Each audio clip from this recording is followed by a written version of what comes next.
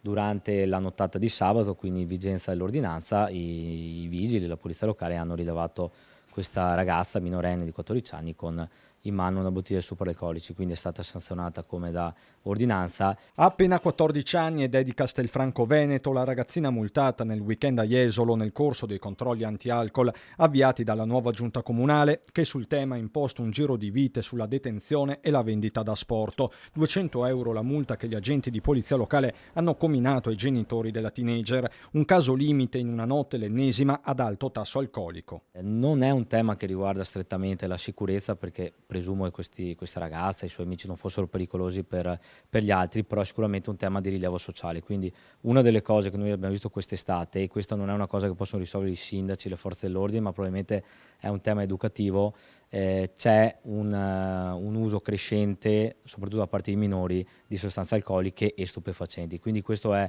un po' un campanello d'allarme su cui penso che la società debba avviare una riflessione. E nel fine settimana sono state sanzionate anche altre 5 persone. Multato per 700 euro pure il titolare di un mini market beccato mentre vendeva birra a 3 minorenni. Ora l'attività rischia la chiusura. Che il consumo di alcol tra i giovanissimi sia non solo generalizzato ma aumentato esponenzialmente lo confermano gli stessi operatori. Spesso viene acquistato altrove. Alla sera la gente è sempre un po' più brutta negli ultimi anni, quindi è sempre un po' più pericoloso restare aperto a lungo. È chiaro che appunto se facciamo la festa, che c'è tutta la sicurezza, siamo più sicuri, però se rimaniamo tra di noi comunque sì, i ragazzi si fanno sempre un po' più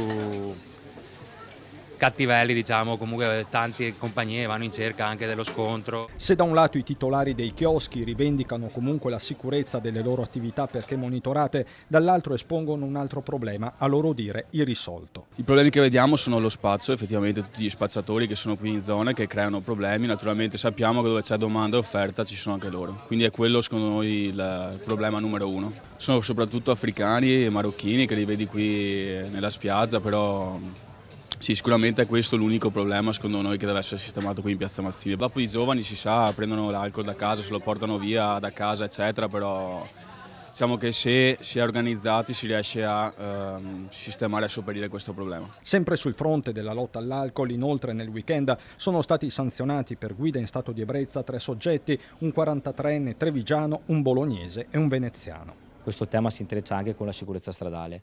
Per fortuna episodi gravi non ne sono successi, però sappiamo che il tema dell'abuso di sostanze significa anche poi per chi si mette alla guida il rischio anche di incorrere in gravi incidenti, quindi dobbiamo continuare nella sensibilizzazione e dopo la pandemia ancora di più